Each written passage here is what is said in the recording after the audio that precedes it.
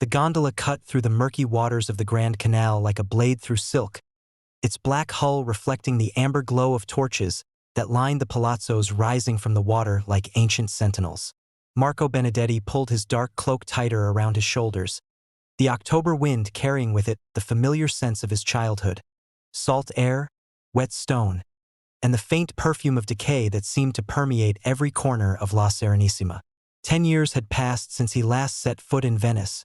10 years since he had fled as a broken boy of 16. Watching the smoke rise from his family's burning palazzo as the galley carried him toward an uncertain exile.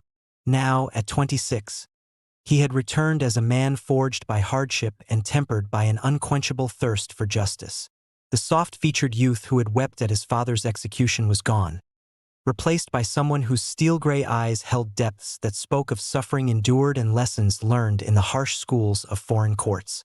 His hands, once smooth and unmarked by labor, now bore the calluses of a man who had learned to fight with both sword and wit, who had survived by his cunning in the treacherous political waters of Florence, Milan, and Rome. Palazzo Grimaldi, the gondolier announced in the sing-song dialect of the Venetian working class, his voice cutting through Marco's reverie. The man gestured with his or toward a magnificent structure that dominated the bend in the canal, its Gothic arches and Byzantine details speaking of wealth accumulated over generations. Torches blazed from every window, and the sound of music and laughter drifted across the water, evidence of yet another lavish entertainment hosted by Count Alessandro Grimaldi. Marco's jaw tightened as he studied the palazzo that had once belonged to his family. The Benedetti coat of arms had been chiseled away from above the water gate, replaced by the Grimaldi griffin, its wings spread in eternal triumph. Every stone of that building had been paid for with Benedetti blood and gold, built by his great-grandfather who had established the family's shipping empire in the early days of Venice's expansion into the eastern Mediterranean. Now it housed the man who had orchestrated the destruction of everything Marco had once held dear. "Take me to the Rialto," Marco commanded, his voice steady despite the storm of emotions raging within his chest.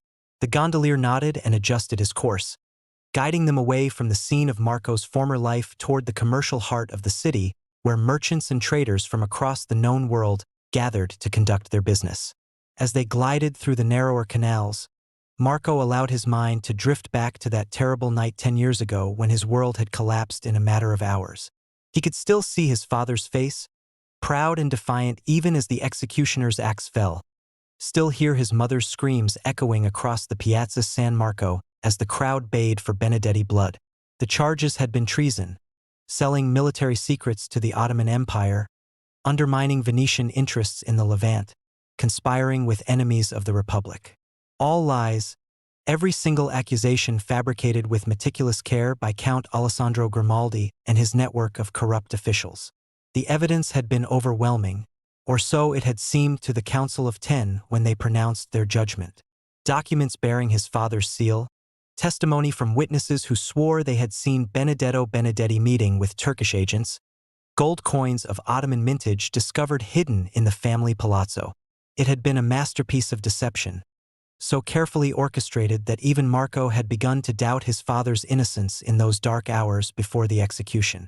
But time and distance had brought clarity, and the pieces of the puzzle had slowly fallen into place during his years of exile. A chance encounter with a dying man in a Roman tavern had provided the first thread. A former clerk in Grimaldi's employ who, in his final moments, had confessed his role in forging the documents that had condemned Benedetto Benedetti.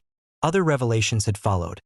A Turkish merchant who remembered being paid by Grimaldi agents to provide false testimony. A goldsmith who had been commissioned to create Ottoman coins using Venetian gold. A dozen small betrayals that had combined to create an unassailable case against an innocent man. The gondola bumped gently against the stone steps of the Rialto landing, and Marco stepped onto the familiar quay where he had once played as a child, while his father conducted business with merchants from Constantinople, Alexandria, and Acre. The market was quieter now in the evening hours, but the air still hummed with the energy of commerce that had made Venice the crossroads of the world. Spices from the Indies mingled their fragrances with the salt tang of the sea, while the voices of traders haggling in a dozen languages created a symphony of human ambition and desire. Marco made his way through the narrow streets toward a modest inn he had selected for his lodgings, a place where a man could disappear among the transient population of merchants and travelers who passed through the city. The innkeeper, a weathered man named Tommaso who had once served aboard Benedetti ships, showed no sign of recognition as he handed over the key to a small room on the second floor. Marco had changed much in the intervening years, and the name he now used, Lorenzo Falier, bore no connection to his true identity. Alone in his chamber, Marco spread out the documents he had gathered during his years of investigation, each piece of evidence carefully preserved and annotated. Maps of Venice showed the locations of Grimaldi's various properties and business interests, while detailed notes outlined the Count's daily routines and the network of allies and enemies that surrounded him. Most importantly, Marco possessed copies of correspondence that would prove Grimaldi's guilt beyond any doubt. Letters detailing the conspiracy against the Benedetti family, records of payments made to false witnesses, and evidence of the Count's own treasonous dealings with foreign powers. But evidence alone would not be enough.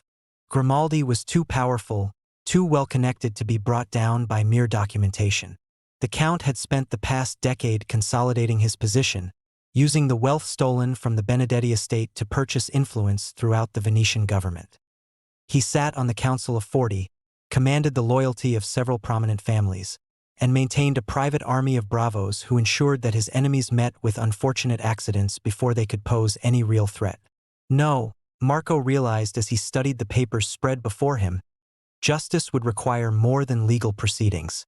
It would demand a more direct form of retribution, one that would expose Grimaldi's crimes to all of Venice while ensuring that the Count paid the ultimate price for his betrayal.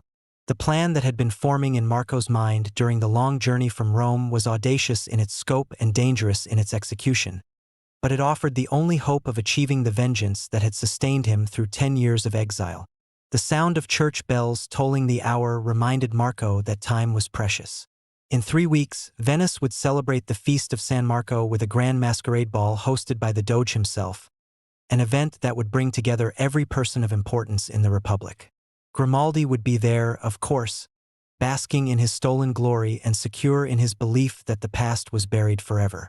It would be the perfect opportunity to strike, to reveal the truth before an audience that could not be silenced or corrupted. But first, Marco would need allies, and he knew exactly where to find them. The next morning would see him beginning the delicate work of rebuilding the network of contacts that had once served his family, reaching out to those who had suffered under Grimaldi's rule and those who still remembered the honor of the Benedetti name. It would be dangerous work, for Grimaldi's spies were everywhere, but Marco had learned patience during his years of exile. He would move carefully, striking only when the moment was right and his victory was assured. As he prepared for sleep, Marco allowed himself one moment of doubt, one question about the path he had chosen. Was this justice or merely revenge? Was he serving a higher purpose or simply feeding the hatred that had consumed him for so long? The distinction seemed less important now than it had in the abstract discussions he had engaged in with philosophers and priests during his travels. What mattered was that Grimaldi would pay for his crimes, that the truth would finally be revealed, and that the honor of the Benedetti family would be restored. The wind off the lagoon rattled the shutters of his window, and Marco smiled grimly as he extinguished his candle. Venice had always been a city of masks, where truth and deception danced together in an eternal masquerade.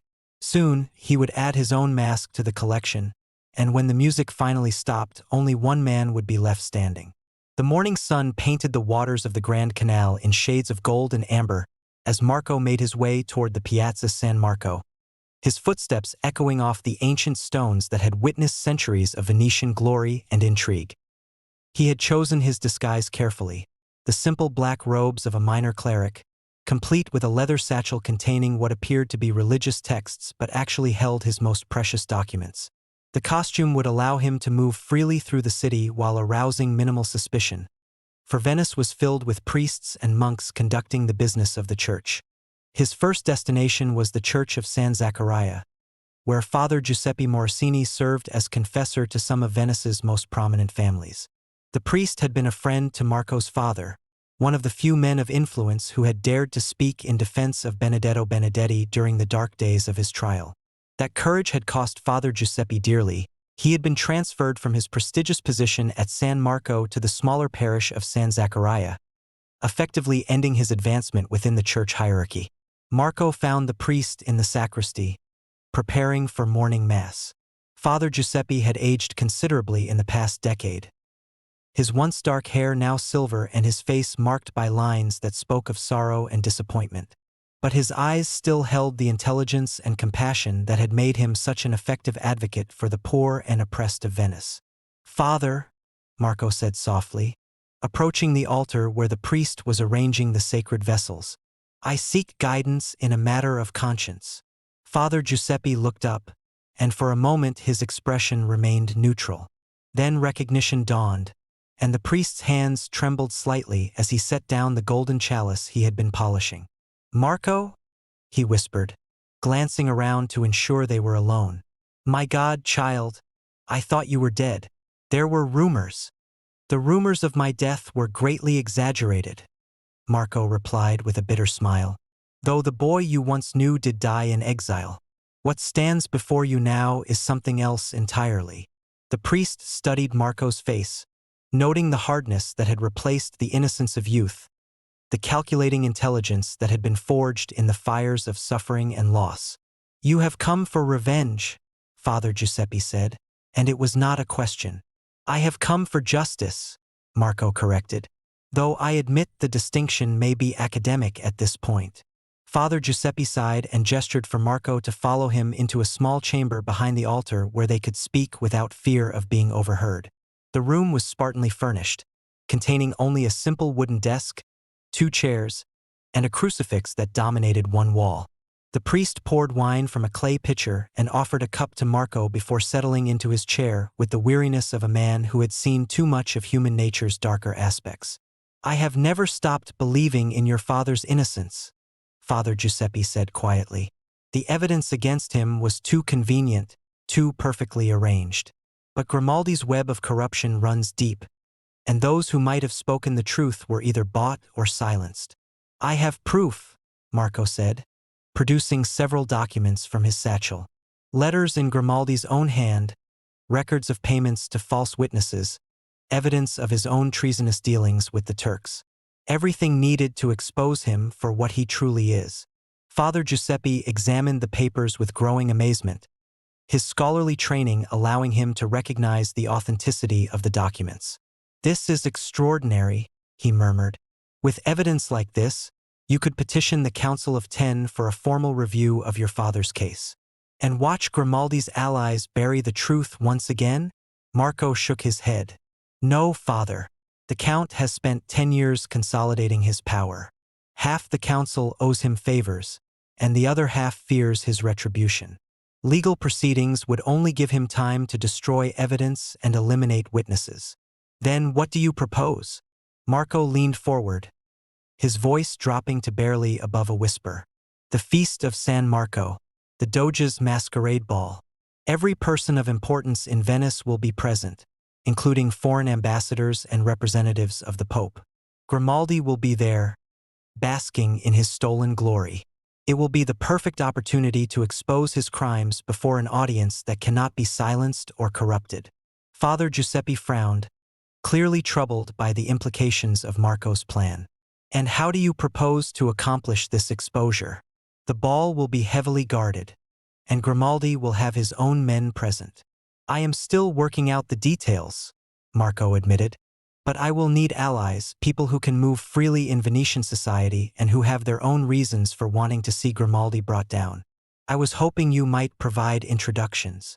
The priest was quiet for a long moment, wrestling with his conscience. Finally, he spoke. "There is someone you should meet. Isabella Morosini, my niece. She is... well, she moves in circles that might prove useful to your cause. But Marco, I must warn you. The path you are choosing is dangerous. Not just for yourself, but for anyone who aids you. Grimaldi has killed before to protect his secrets."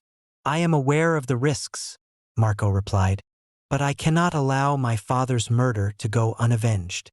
The honor of my family demands justice, even if that justice must be purchased with blood." Father Giuseppe arranged for Marco to meet Isabella that evening at a small tavern near the Rialto. a place frequented by merchants and travelers where a clandestine conversation would attract little attention. As Marco made his way through the winding streets of Venice, he reflected on the strange turns his life had taken. 10 years ago, he had been a sheltered young nobleman whose greatest concern was choosing which doublet to wear to court functions. Now he was a man plotting the downfall of one of Venice's most powerful citizens, prepared to risk everything for the chance to restore his family's honor. The tavern was dimly lit and filled with the smoke of countless pipes and the murmur of conversations conducted in a dozen languages. Marco found Isabella Morosini seated at a corner table, and he understood immediately why Father Giuseppe had been reluctant to discuss her circumstances in detail. She was a courtesan, one of the educated and sophisticated women who provided companionship to Venice's wealthy and powerful men. Her beauty was undeniable: dark hair that caught the lamplight like silk, intelligent brown eyes that seemed to see through all pretense, and a figure that her elegant gown displayed to considerable advantage. But it was her intelligence that impressed Marco most as they spoke through the evening hours. Isabella possessed an intimate knowledge of Venetian politics and society that rivaled that of any government minister. She knew which nobles were drowning in debt, which merchants were engaged in illegal activities, and which officials could be bought for the right price. More importantly, she had her own grievances against Count Grimaldi. "He destroyed my brother," she told Marco, her voice steady but her eyes reflecting old pain. "Antonio was a captain in the Venetian navy, an honest man who refused to participate in Grimaldi's smuggling operations. The Count arranged for him to be accused of cowardice in battle and stripped of his commission. Antonio took his own life rather than live with the shame." "Then you understand why I must act," Marco said. "Grimaldi's crimes extend far beyond the murder of my father. He is a cancer eating at the heart of the Republic, and he must be cut out before he destroys everything our ancestors built." Isabella nodded slowly. "I can provide you with access to information and to people who might prove useful. But I want more than just revenge against Grimaldi. I want to see the entire corrupt system he represents brought down." Over the following weeks, Marco and Isabella worked together to build a network of allies and gather intelligence on Grimaldi's activities. They recruited Captain Toretti's lieutenant, a young officer named Paolo Venier who had grown disgusted with his superior's corruption. They made contact with several merchants who had been ruined by Grimaldi's monopolistic practices, and they cultivated relationships with servants in various noble households who could provide information about their master's activities. The picture that emerged from their investigations was even more damning than Marco had imagined. Grimaldi was not merely a corrupt politician but the head of a vast criminal enterprise that touched every aspect of Venetian life. He controlled smuggling operations that brought contraband goods into the city while avoiding customs duties. He manipulated grain prices to create artificial shortages that drove up profits for his warehouses. He had arranged the murders of at least a dozen rivals and witnesses over the years, always ensuring that the deaths appeared to be accidents or the work of common criminals. Most shocking of all, Marco discovered that Grimaldi was indeed guilty of the very crime for which Benedetto Benedetti had been executed. The Count had been selling military secrets to the Ottoman Empire, providing information about Venetian naval movements and fortifications in exchange for enormous sums of gold. The irony was bitter. Grimaldi had destroyed the Benedetti family by accusing them of treason while he himself was the true traitor. As the feast of San Marco approached, Marco finalized his plans for the Masquerade ball, requiring precise timing and no small amount of luck. But as Marco stood on the balcony of his rented room, looking out over the city that had been his birthright and his exile, he felt a sense of peace settling over him. Soon, the long years of waiting would be over. Justice would be served, and the honor of the Benedetti family would be restored. The only question that remained was whether he would serve. Venice's elite gathered for the grandest masquerade ball of the year. The great hall had been transformed into a glittering wonderland of silk and gold, where masked figures in elaborate costumes moved through the shadows like phantoms from another world.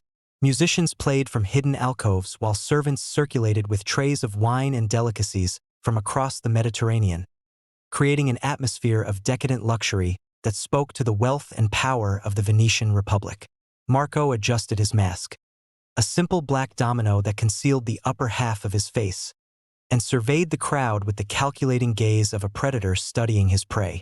He wore the costume of a Venetian merchant prince, complete with a doublet of midnight blue silk and a cloak lined with ermine, an outfit that allowed him to blend seamlessly with the other nobles while providing easy access to the weapons concealed beneath his elegant exterior. Crumble around him. As the evening progressed, Marco moved carefully through the crowd, positioning himself for the moment when he would strike. He had timed his revelation to coincide with the traditional unmasking at midnight, when all the guests would remove their disguises and reveal their true identities. It would be a fitting metaphor for the exposure of Grimaldi's crimes, the moment when all pretense would be stripped away and the truth would finally be revealed. The Doge himself was present, a frail old man whose once sharp mind had been dulled by age and illness. Beside him stood the papal nuncio, the Pope's representative in Venice, whose presence would ensure that news of the evening's events would reach Rome within days. Several foreign ambassadors were also in attendance, including representatives from France, Spain, and the Holy Roman Empire, guaranteeing that Grimaldi's exposure would have international ramifications. As the clock in the campanile began to toll midnight, Marco made his move. He stepped forward into the center of the hall, his voice cutting through the music and conversation like a blade through silk. "Citizens of Venice," he called out, his words echoing off the vaulted ceiling. "I come before you tonight to reveal a truth that has been hidden for too long, a crime that strikes at the very heart of our republic." The hall fell silent as hundreds of masked faces turned toward him.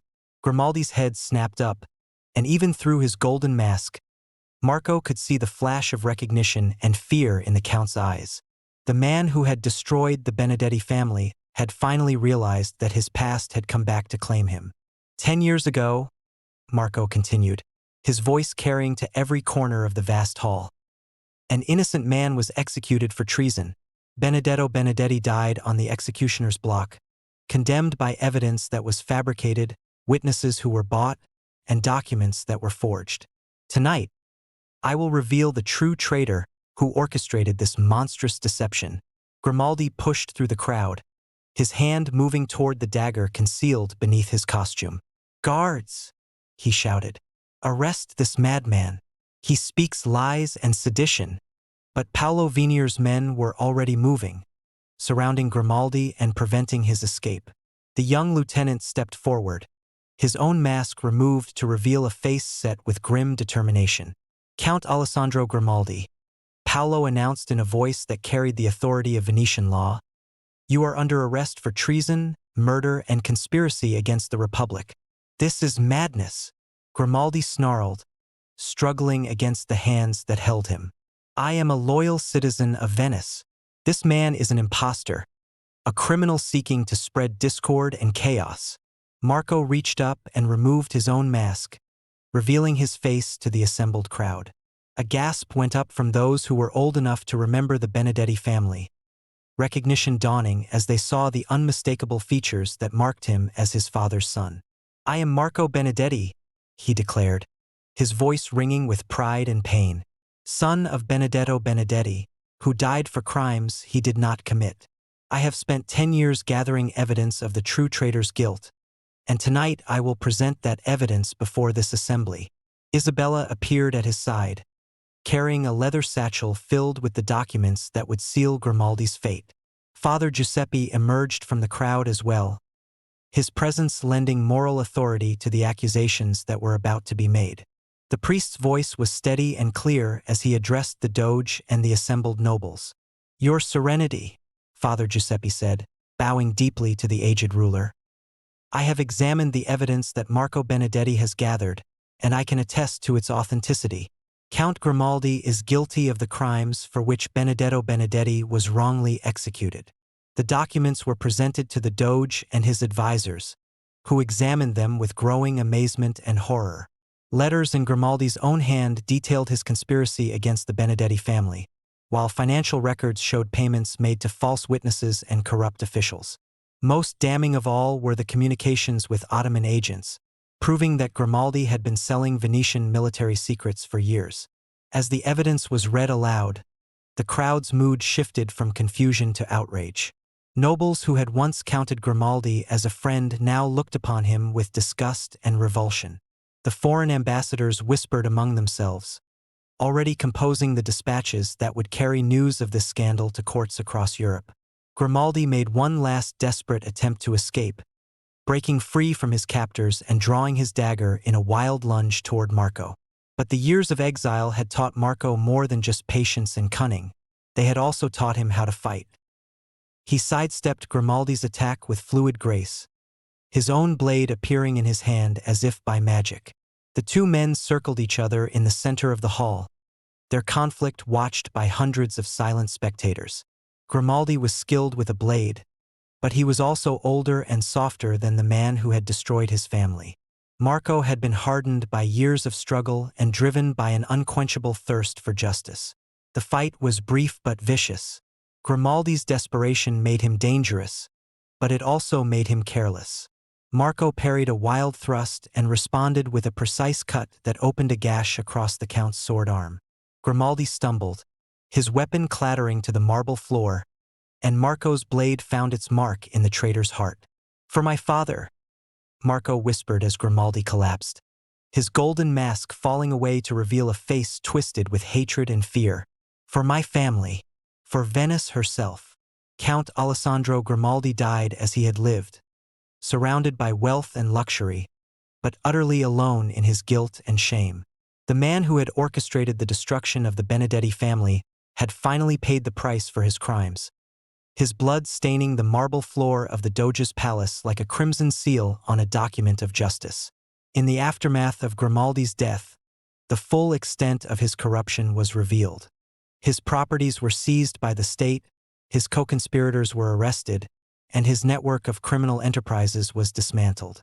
The Benedetti family name was officially cleared of all charges, and Marco was granted the right to reclaim his ancestral palazzo and the remnants of his family's shipping empire.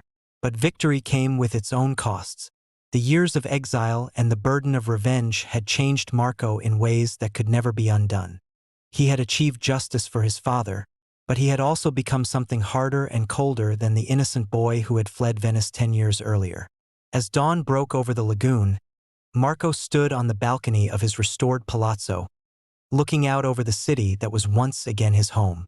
Isabella joined him there, her presence a reminder that even in the darkest of times, human connection and compassion could survive. "What will you do now?" she asked, her voice soft in the morning stillness. Marco was quiet for a long moment, considering the question that would define the rest of his life. The revenge that had sustained him through years of exile was complete, but what purpose would drive him forward now? "I will rebuild," he said finally. "Not just my family's fortune, but something better. Venice deserves leaders who serve justice rather than their own greed. Perhaps it is time for the Benedetti name to stand for something more than just vengeance." Father Giuseppe had been right to worry about the distinction between justice and revenge. In the end, Marco had discovered that they were not opposites but different faces of the same coin. Justice required the courage to act when the law failed, while revenge demanded the wisdom to know when enough blood had been spilled. The masquerade was over, and the masks had finally been removed. In their place stood the truth, terrible and beautiful in its clarity. Count Alessandro Grimaldi was dead, his crimes exposed for all to see. The Benedetti family honor had been restored, and Venice herself had been cleansed of a corruption that had threatened to destroy her from within. As the sun climbed higher over the ancient city, Marco Benedetti began the long work of building a new life from the ashes of the old. The boy who had fled in exile was gone forever, but the man who had returned would ensure that his father's sacrifice had not been in vain. In a city built on water and dreams, justice had finally found its way home.